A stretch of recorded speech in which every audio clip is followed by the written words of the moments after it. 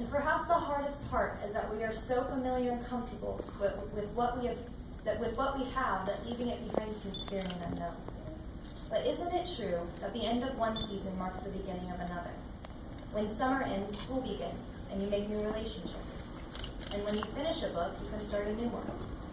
Now our lives truly begin. We can finally make our mark. But how do we make our mark?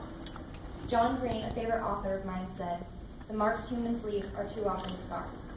Nobody wants to leave a scar. Everybody wants to leave a lasting impression. Like a character in one of Green's books, my greatest fear is oblivion. That one day I will die and no one will ever remember anything I did. That I will have done nothing to leave a mark on this world. I will have done nothing bigger than myself. Oddly, I feel motivated by this fear, and I hope that the rest of you will feel the same, to make a mark on this world. Over the years, we have continually been asked, what do you want to be? But isn't the better question, who do you want to be? Do you want to be a police officer, or do you want to serve the public? Do you want to be a doctor, or do you want to save lives? Do you want to be a teacher, or do you want to inspire kids to want to learn?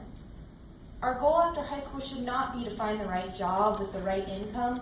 We shouldn't be worried about what benefits or hours we might be working. Shouldn't our main concern be, whom do we want to inspire? Who do we want to help? Whose lives do we want to change?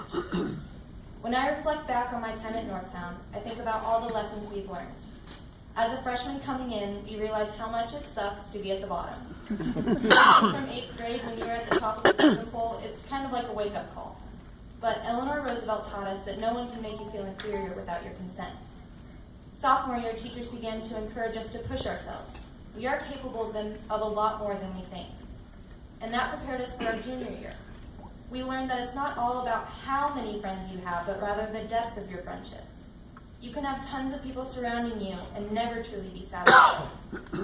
Finally, senior year, we realized that we have to be active. Bradley Whitford said, every story you've ever connected with, every leader you've ever admired, every puny little thing that you've ever accomplished is the result of taking action. You have a choice. You can either be a passive victim of circumstance, or you can be the active hero of your own life. This year was really difficult for me. One morning I woke up and decided that my life wasn't worth living, that I wasn't enough, that I wouldn't make it to graduation. I wouldn't make it to the next day. Obviously, I'm here speaking, and I got the help that I needed. But what I learned from that experience is that we can't let whatever it is get to us.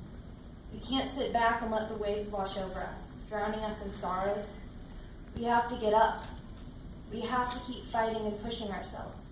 We have to look forward and not back. It may be the end, but let's change our point of view because it's also the beginning. It's a fresh start, a new boat to keep us from the raging waters. Our whole lives we will deal with storms that break our boats and leave us in the sea to drown. We have to overcome it. We have to build that new boat. The good situations, the bad situations, those who've loved us, those who've changed us, even the ones who've hurt us. All of it has shaped us into better people who are ready to take on the world. And I am thankful for every single person in this room, the ones who've loved me, the ones who've changed me, and even the ones who've hurt me. And I hope the rest of you have come to feel the same. Remember that it's not our faults that define us. It's what we make of it. It's the marks we leave. Yes, it's the end of us being in high school, but it's also the beginning of whatever path you choose, the beginning of the rest of our lives. So whatever path you choose, I hope you choose to make a lasting impression and not a scar. Thank you, and congratulations, Class of 2004.